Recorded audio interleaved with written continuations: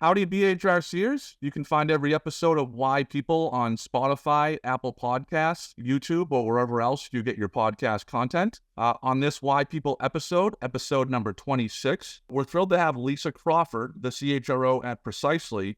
Lisa has a fascinating background, has been at some of the top software and technology firms throughout the Northeast, leading the function. So we're excited to chat. Stay tuned. All right. Hello and welcome to the Why People podcast number 26. For our audience and first-time listeners, if you're not familiar with the Why People podcast, it is a Boston HR Council production. The Boston HR Council is one of the largest HR and people executive communities in the world. Just under 1,500 CHROs, chief people officers, and VP of HRs throughout the Northeast and spread out throughout the country. Before we get started, we'd like to introduce the co-founder of the Boston HR Council and the co-host of Why People, Paul Roberts. Thank you, Sean. Hello to all. I am thrilled for today's interview with one of my favorite BHRCers. Should be a good one. Thanks, Paul. And without further ado, we get to introduce our guest today, Lisa Crawford, CHRO at Precisely. Lisa, thanks for joining us. Well, thanks for having me. I'm really, really pleased to be here. Little nervous, little unsure about what's going to happen. So we can just dig right into it. Let me have it. Yeah. Well, that's perfect, Lisa. I mean, I think everyone is somewhat in the same boat when they jump onto the Why People podcast. But the good news is we follow really the same cadence. We keep it simple. We talk about it's really focused on a leader's journey into the top HR and people seat. We start in the past and get rooted in folks' background. We talk a little bit about the progression or the journey throughout the professional career, and then we talk a little bit about the future and maybe some advice for folks entering the HR workforce. So even though we follow that same cadence, you can imagine everyone is so different that the story is always so different. So Lisa, if you wouldn't mind, you can go back as far as you want to the cradle, to grade school, to college, but help root us in your background a little bit to understand who Lisa Crawford is. Sure, absolutely. So I'm a North Shore girl from the Boston area, born and raised in Ipswich, Mass.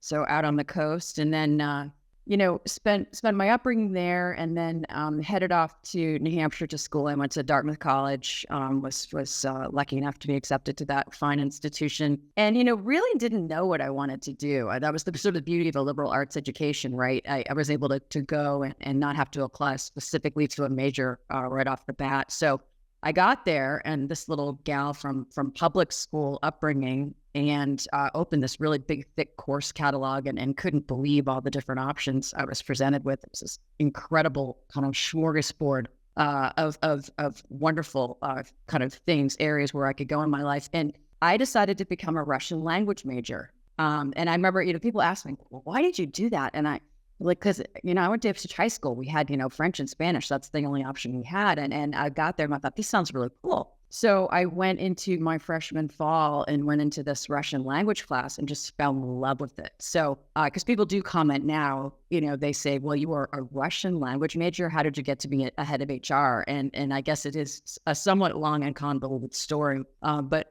starting from there, I always thought I was going to be an academic. I took all of these language classes, and it wasn't even like the literature or the history of Russia at the time. I'm dating myself. It was the Soviet Union.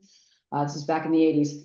I didn't really care about all the geopolitical stuff. It was really just the sheer mechanics of the language. I just thought it was so cool. So I wanted to be a linguist. I wanted to become an academic, get my PhD. And then in 1987, I spent the summer in the Soviet Union and said, never again. I'm never going back here. So I had to quickly revise my plans because it wasn't so much fun. The people were amazing, had an amazing experience, but it wasn't exactly a really good time. And I thought, if I'm going to pick up and have to move someplace and become fluent in the language, I don't think this is it. So fast forward to senior year, I had to do some fancy footwork to think about, how I was going to support myself, gainfully support myself, because my parents had said, you can come home until Labor Day and then you're out. So I was very lucky. I got into corporate recruiting on campus and was very blessed to land a role with one of the preeminent ad agencies in New York with Ogilvy and Mather. And again, had no idea what I was doing, just kind of leapt into this sight unseen, moved to New York, and again, was very lucky, loved it, was good at it, really, really enjoyed working with clients, enjoyed marketing strategy, and did very well there. And so for the next 10 years, kind of bebopped around in various different agencies, different cities, back to Boston for a bit, out to San Francisco for quite a while. Ever increasing levels of responsibility, got up to the vice president level, leading large client engagements, pitching new business, basically being a, I guess you call a line producer, producing revenue for the agencies I was working at. And I was very unhappy and very burned out and was working 24/7, didn't really have much of a personal life. I'd kind of had some reckoning of trying to figure out what I really wanted to do when I grew up, kind of hit that 30-year milestone and said, this is really not the life I envisioned for myself. And just sort of, this is a really circuitous way to get to where you guys want to go, which is HR. Realized I was more passionate about the business of the agency itself than I was about the customers we were providing advertising services to. So of course, I was supposed to be very conversant in, I worked on Microsoft, Sony, lots of tech companies out in San Francisco. And I didn't really care so much about their business, but I really cared about how we were, finding talent, onboarding talent, taking care of the employees who worked for me and for my other peers at the agencies, and thought maybe there's something to this. And then out of the blue, I got one of those life-changing phone calls. A former mentor and boss of mine at Digitas, which was at one point the largest privately held ad agency in the world in Boston before it sold to Publicis many years ago. She called me up and said, hey, I stopped doing the client-facing stuff too. I created this training function. I'm about to go have a baby, and I don't trust anyone to take it over except you. Will you come back from San Francisco and will you take over this training function? And I thought, wow, my stars are really aligning.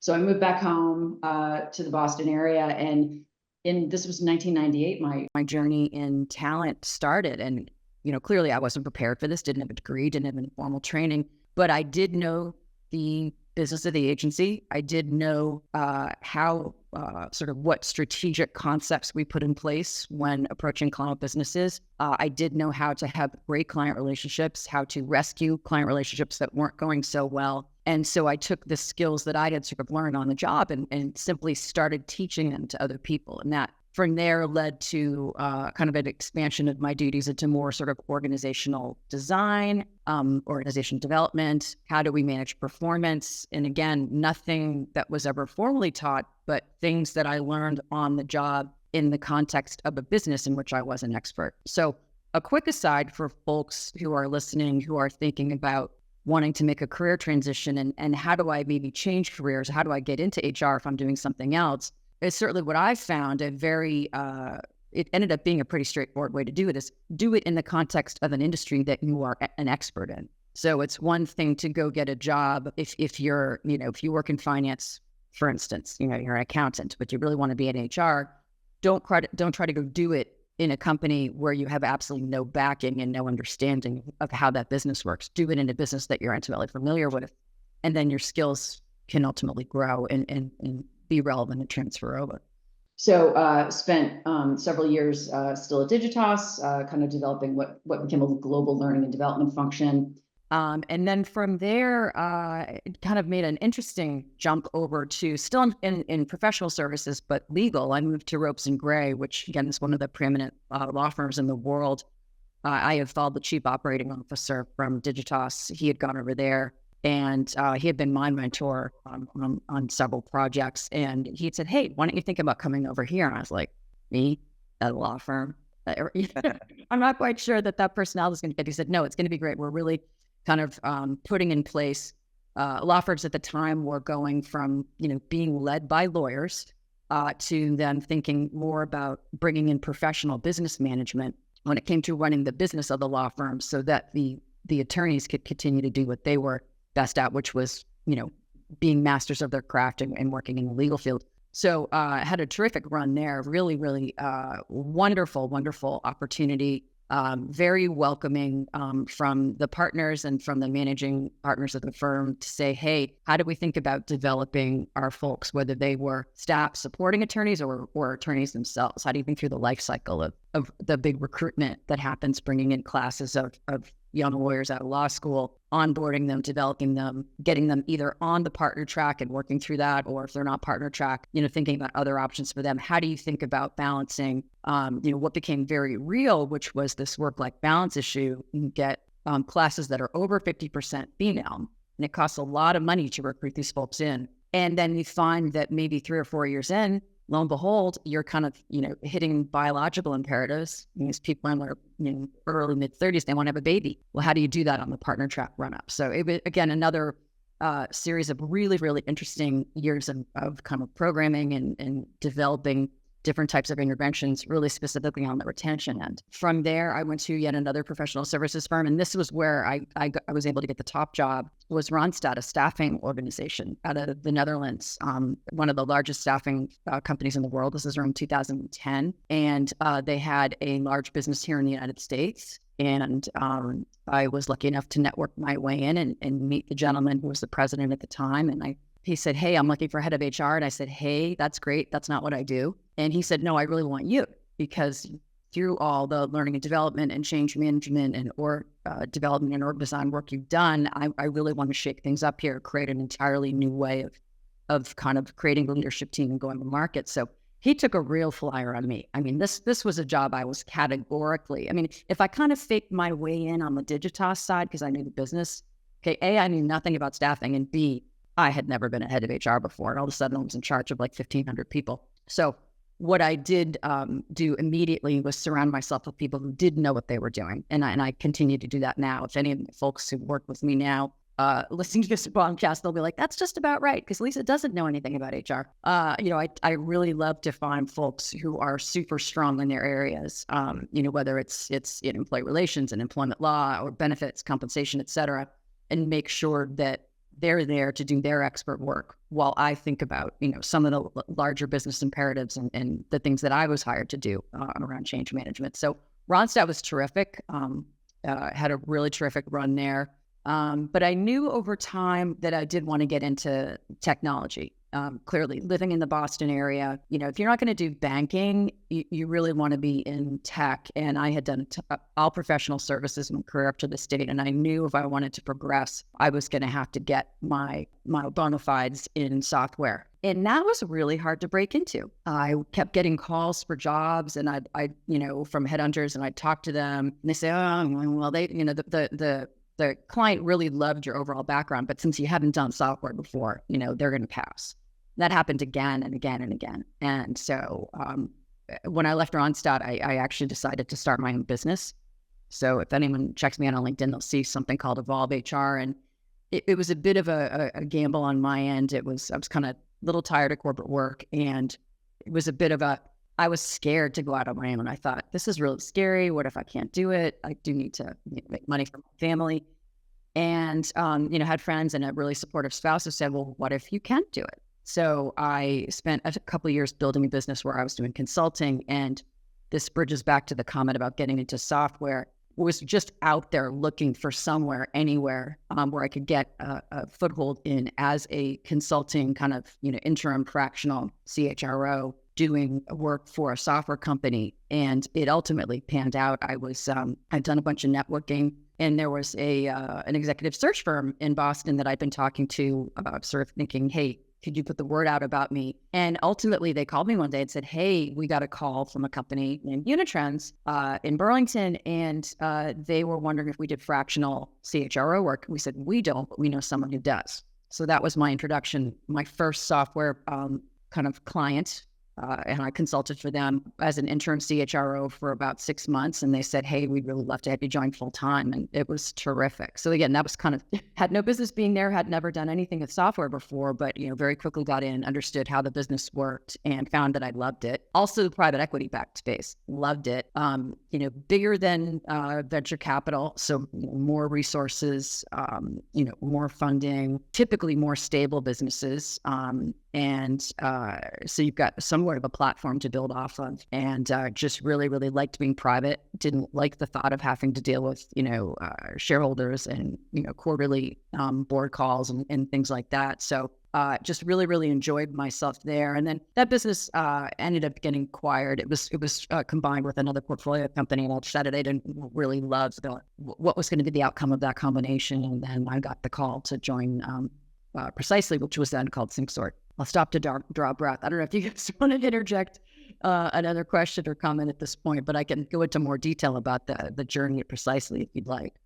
Well, Lisa, we'll definitely ask you about the Precisely journey, but what a really, really cool path, if you can call it that. Yes, it's not really a path. It's sort of I kind of lurched for interesting thing to interesting thing, and I call it a portfolio career. You know, I spent time doing a lot of interesting things. And yes, there was a design in the background, right? I knew I wanted to work with really smart people. Professional services was kind of that grounding thread for quite a long time because it's sort of where I cut my teeth in advertising. And I did really enjoy that business model as well. But then sort of the concept of, knowing software was really, if I wanted to stay geographically located in the Boston area, I knew that was something I was going to have to be able to include as part of my remit. Yeah. And as unique as the journey has been, there are some commonalities to some of our past guests. So the first thing that you touched on was the fact that you're kind of a business person first, HR or even anything specialized second. That's been a common theme throughout all of the leaders we've chatted with, is this kind of this business curiosity, right? This curiosity on how businesses run, on how people, perform well in businesses and help to drive, outcomes. It seemed like that was kind of part of you right from the jump, right? Correct. I guess I get this is where I got my little chip on my shoulder about the whole HR kind of career path. No one asks the CFO if he or she is a business person. No one asks the CRO if he or she is a business person. It's just accepted that they are. But people asked, wow, the HR person's really a business person. And that just drives me completely batty. Because I don't know how you can have any type of a company that produces anything, whether it's widgets or software or ideas, and not have talent at the center of that. You don't have anything without that, without your intellectual property. Even if what you have is a giant production floor of robots building widgets, someone had to create all of the intellectual property that went into that assembly line. So the whole, and kind of the whole, does HR have a seat at the table? That's never a question I would even consider. It's not a question. Does the CFO have a seat at the table? So for me, if you are in the HR space and you do not fundamentally understand the business that you're in, its strategy, how it makes money, what goes into its products. I work at a software company. Am I an engineer? Categorically not. Not so good at math growing up. Really good at language and writing beautiful flowery papers about various topics. Regardless, it's funny, I just came off our Friday weekly staff call, the CEO staff call, and one of our very technical folks was in talking about one of our latest products. And yeah, do I know what Kubernetes is? A little bit. It's a container something. But I'm able to follow on. I understand why the customer, he was talking about is using the product and what it does for their business. I can't explain the technical relevance of it. So for folks who go into HR, to say, well, I do it because I love people, terrific, but you better love business and you better understand, again, and be able to articulate what are the key financial drivers of your business. What are those metrics? Are you exceeding them, meeting them, falling short? And then how does what your function does, how does that directly impact, how the revenue operation works too? Well, very well said, Lisa. And I will say that your journey, this is a first for us. It's not a first time somebody has come into HR from entirely outside of HR. But I will say it's pretty amazing that you had an executive career, before you got into HR. I mean, you had you were a marketing executive. That is fascinating. And what really stood out there, Lisa, is the fact that, and we chat with some of the folks that are earlier on in their careers that reach out to us about HR executive work. they have a hard time breaking in, right? They have a hard time finding a role. They have a hard time landing that first job because there's not a ton of them. And as some of our guests have alluded to in the past, it's kind of, it can sometimes be a little clicky. And if you don't have the, 3 to 5 years, then geez, I can't get in. But you said this a few times throughout your journey, that networking and connecting with people and their motivations and their business kind of, thought process was the way that you got, started in some of these conversations. I think that's pretty amazing. Yeah, the networking thing, and it's hard. I mean, I will say when I had my consulting practice, it was very easy, the day I left Randstad and I'll be totally, we had a leadership change and the gentleman who was leading the business unit that I was in, was out. So therefore, if he was out, we were all out. And so, I was given a gift of being able to spend some time and not having to immediately go to find another job and think about what I wanted to do. And then I said, okay, I'm going to start this company and I'm excited. I'm going to, consult. And my husband said, great. He's like, we're going to sit down and do the weekly pipeline crawl on your new business efforts every Friday. And I was like, what are you talking about? It was like, honey, you have to go out and do new business and you have to go stomp and look for it. And it was scary. And picking up the phone and calling someone or showing up at these network events where I didn't know anyone. I'm an extroverted person, but at the same time, it is really challenging when the product you're selling is yourself. And a lot of people approach networking as, what am I going to be able to get out of these people? And I think what I learned was I had to learn to figure out what I could give them. So a lot of times I just was, asking people for, what their biggest challenges were, how I could potentially help, who I could connect them with. And then over time, just by showing up more and more and more, making these offers, I ultimately was able to get some people to bite. And they would sort of take me in and say, hey, I can do this project. Or, a lot of times I was giving away work for free, which I don't, absolutely don't recommend as a long-term strategy. But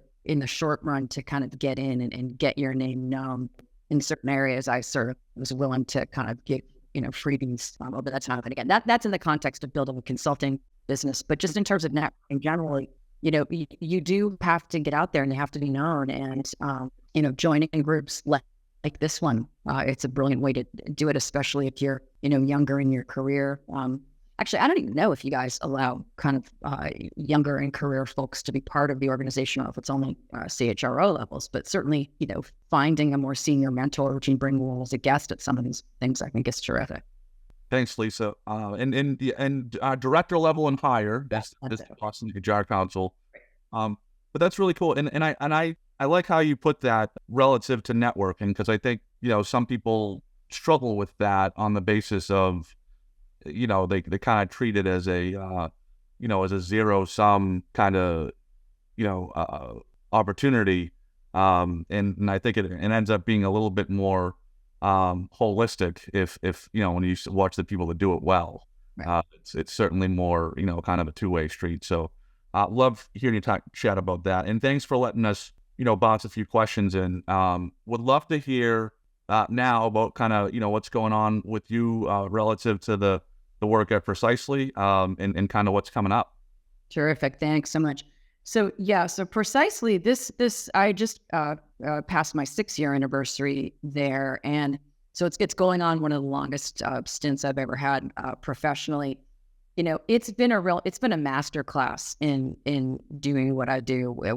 Every year the company is in a completely different spot, so it's almost like working for 6 different companies over time, and that's just, to me, as someone who's a change junkie, I just think it's fascinating. So when I was hired in 2018, the company was SyncSort, and it was I will say, I don't want to share a birth year with this company. It's 56 years old, and it started in mainframe sort. So it's a mainframe sort function, and by a bunch of really brilliant folks out of, I want to say, Columbia back in the 60s, and down in the New Jersey, New York area. And over time, kind of was sort of doing its thing for many, many decades, and then also coming into the 2000s, kind of hit modern era SyncSort, where private equity came in play, bought out the founder, and all of a sudden was kind of looking at this business of, boy, this is really interesting. This is a group of people who understand how to take data out of mainframe environments. So we call ourselves a data integrity business,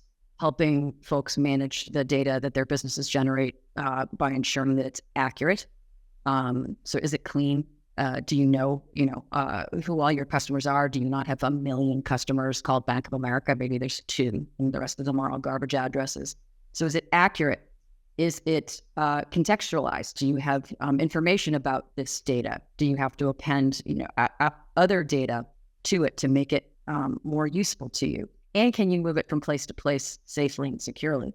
So that's the modern day business. But at the time, we have this expertise in the mainframe, and more customers were saying, banks, airlines, every transaction that happens on an ATM or through an airline reservation is done in a mainframe. It's not done in a newer computing environment. It's done in a mainframe. How do you take that information and move it into environments where you want to do more forward-thinking analytic work?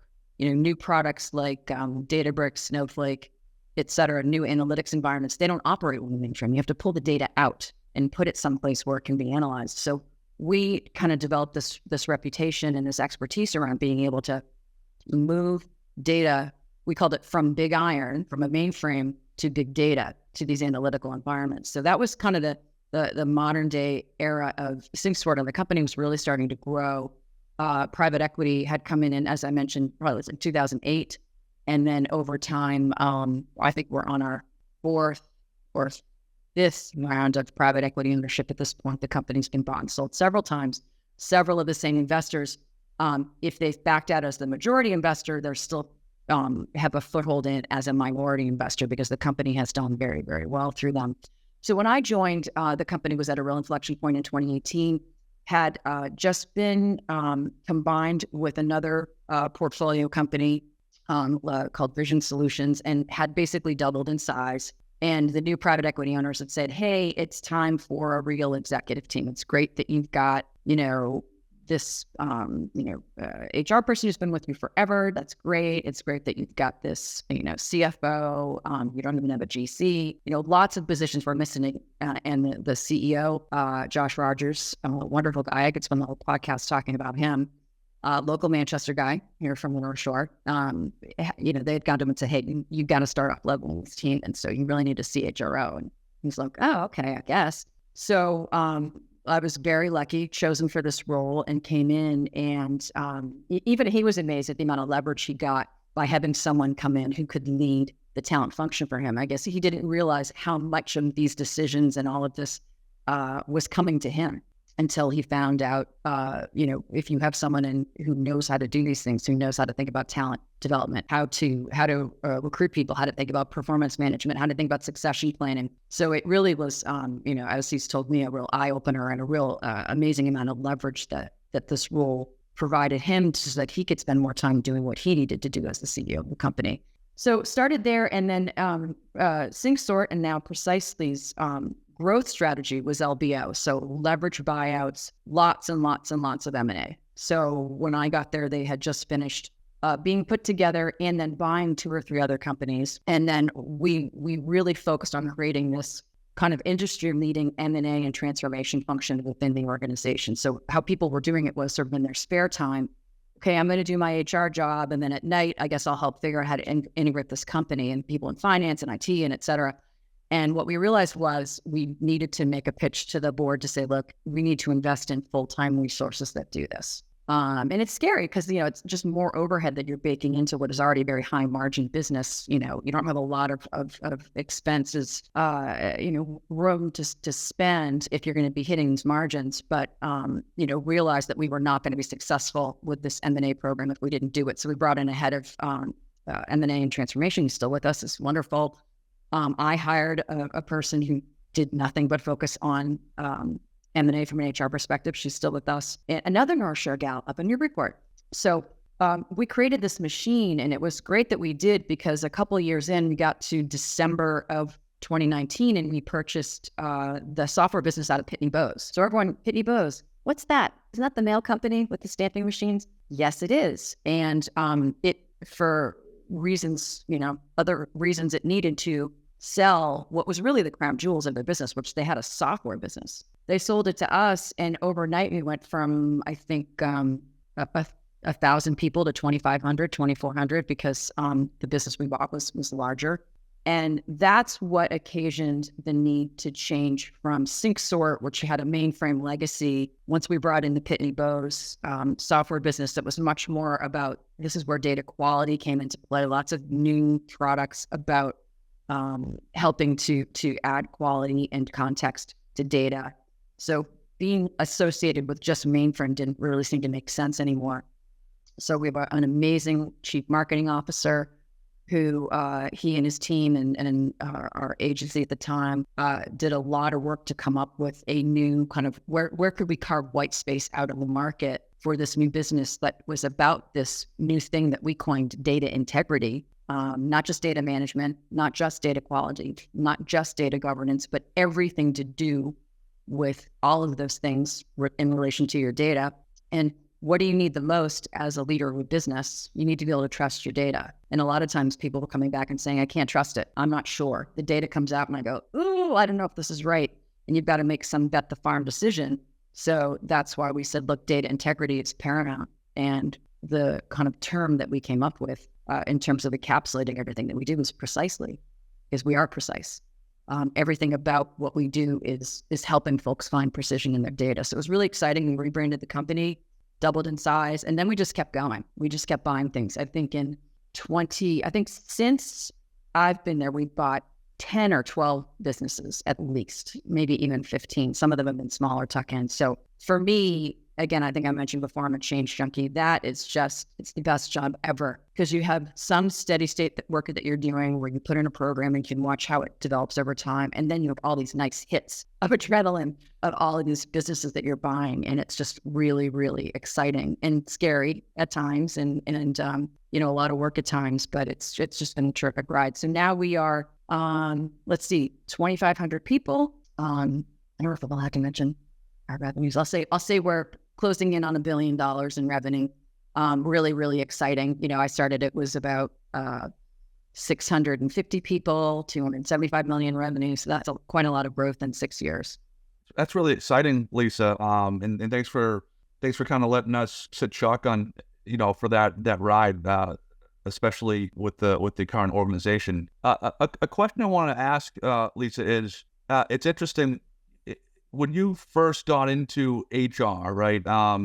It always strikes Paul and I. It almost seems like outside of being a business person and having business curiosity, that there's each HR executive seems to have like an HR superpower, and then they've built out the other parts of the function around it. Yours, at least on resume, is development, learning and development, right? And the fascinating thing, at least for me, is where that fits in the grand scheme of everything has been, I don't want to say debated, but it looks a little bit different from organization to organization. Sometimes that function is off by its own and doesn't really fall into another function. Sometimes it is not specifically spelled out anywhere, and you could make the argument that maybe it's not happening, or if it is happening, it's happening at, a manager's level. I'm just curious. Tell us a little bit about your thought about that and how L&D still plays a part in the role that you have today.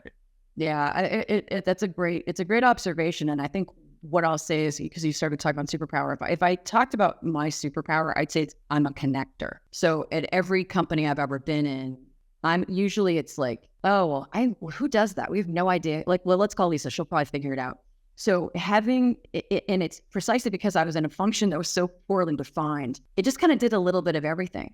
So it at Digitas, it became the joke of like, oh, well, we don't have anyone who can do that. Lisa will do it. And so it was like I took on the CEO's executive conferences. So I spent a lot of time with David Kenny, who's an amazing, amazing man, is now the CEO of Nielsen. And he just a wonderful guy to learn from. And, I was like 2 levels down from him. I worked for someone who reported to him. And he had these executive conferences, and we'd do them quarterly for 80 people. And all of a sudden I became like, I would lead the agenda with him. I'd sit down with him, interview him. What did he want to cover? Who might the guest speakers be? I'd go out and find guest speakers. All of a sudden I became like an event planner. And then, but in the course of doing that, met a lot of people, figured out how to kind of connect the dots. And so I think precisely because my role as the head of global L&D was a little bit squishy, you end up taking on knowledge management. All of a sudden, it's like I had the digital librarian reporting to me, like, what? Because, how do we codify our knowledge and put stuff in place? So you end up learning all this stuff too. So I think it actually was one of I think because it's so ill-defined in a lot of places, it can actually be a benefit. But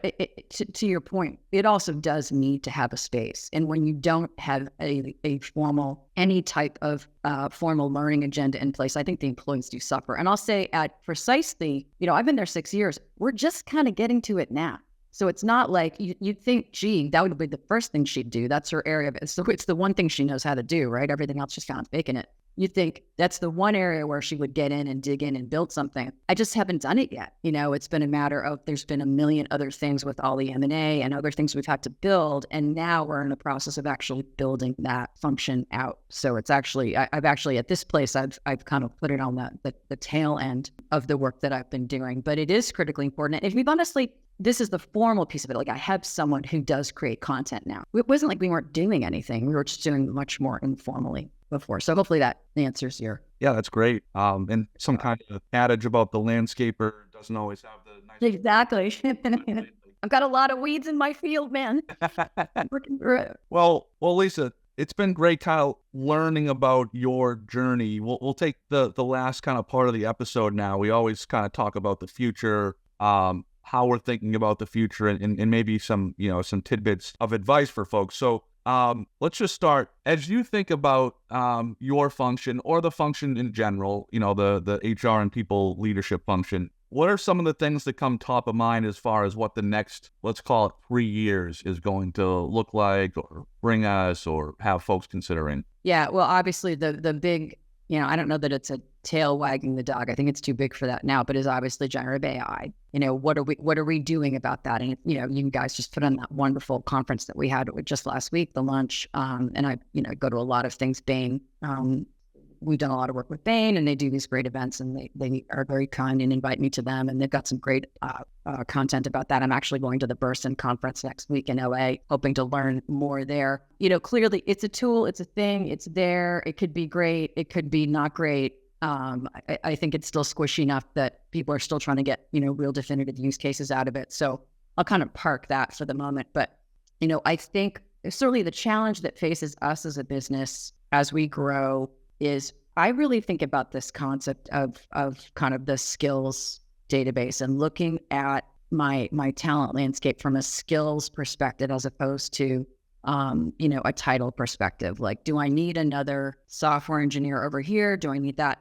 No, what I need is for the next 6 months, these coding skills here to attach to this specific business problem. We got something we've got to produce and we don't have anyone in-house to do it, do we? As well as the needs of my employees who are like, well, not for nothing. I don't think I'm going to get promoted for a while because I just got promoted, but I'm already kind of bored. So how do I think about leveraging skills to fill critical business needs and also give people who might leave me if I don't keep them motivated and interested a cool stretch project? So, if I could snap my fingers and create this internally now, I'd love a LinkedIn internal to my company that has everyone's skills very clearly listed and searchable and findable so that I can do this. Because right now what happens is, and I'm sure, HR people listening, this resonates with you, a leader says, hey, we're building out this thing and I really need these types of people. Does anyone know anyone? And then it becomes this beauty pageant of like, oh yeah, because,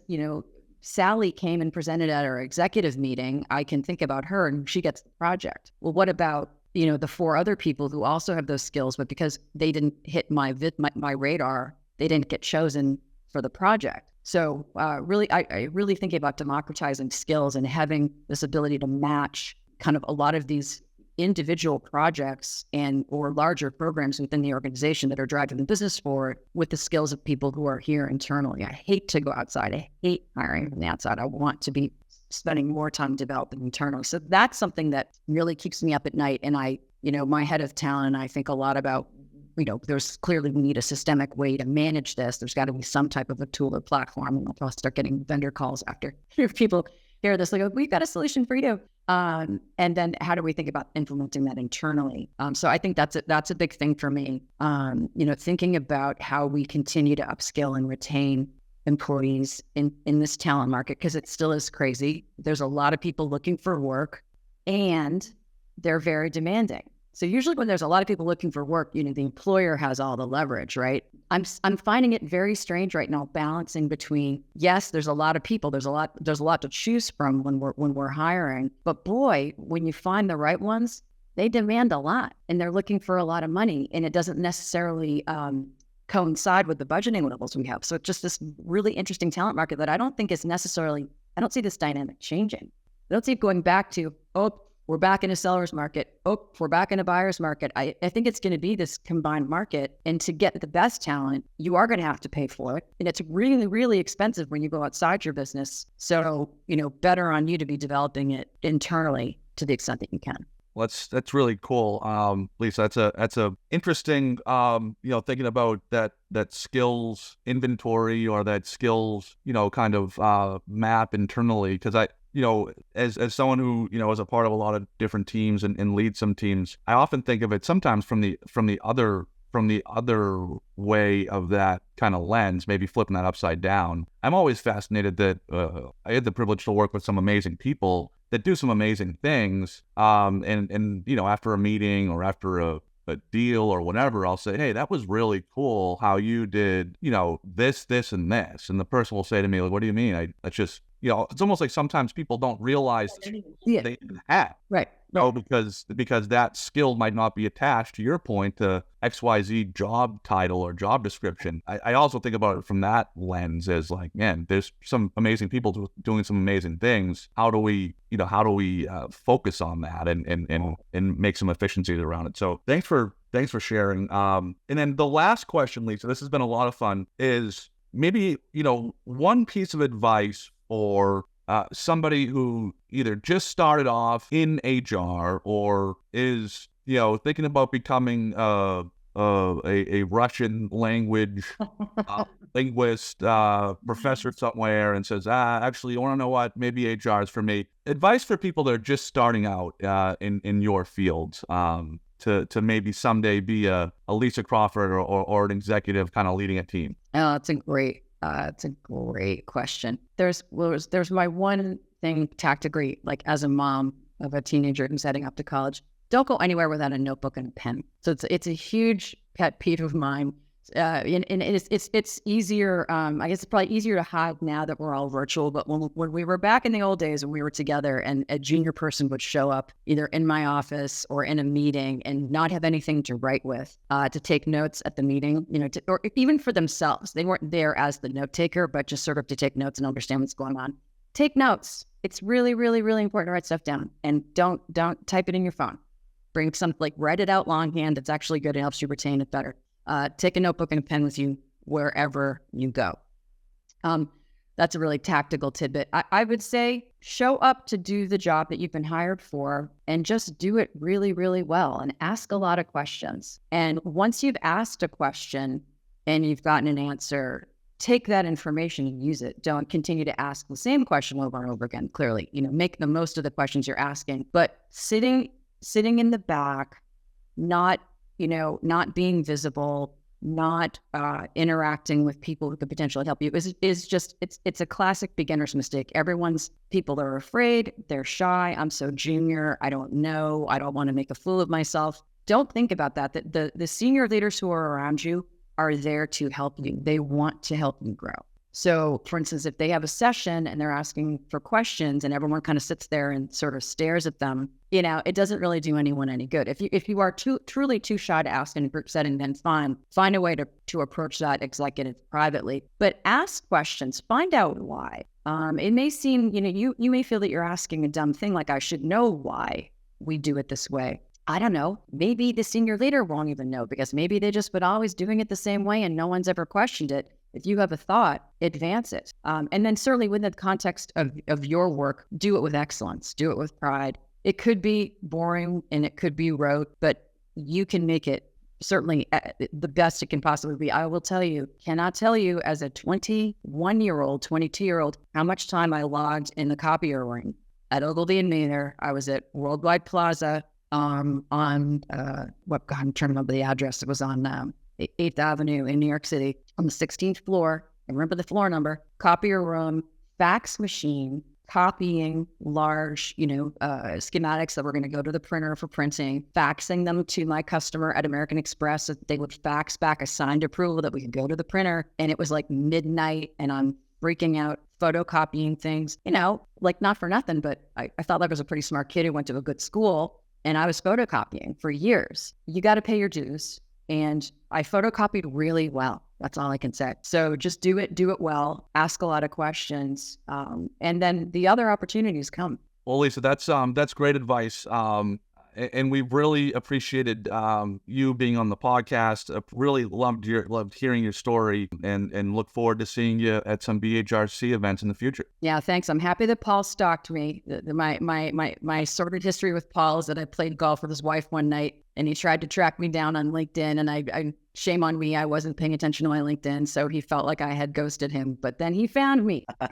Now I'm here, and I'm thrilled. I thought I went to my first event with you all last week, and it was excellent. So love it. I will attend all events from now on. And again, thanks so much for wanting to know about Little B. I hope this has been helpful to anyone listening. And again, would be happy to connect. I promise I'll pay attention to my LinkedIn this time. If you want to reach out to me on LinkedIn, I'll happily connect with you. Well, thank you very much, Lisa. We enjoyed it. Great. Have a great day.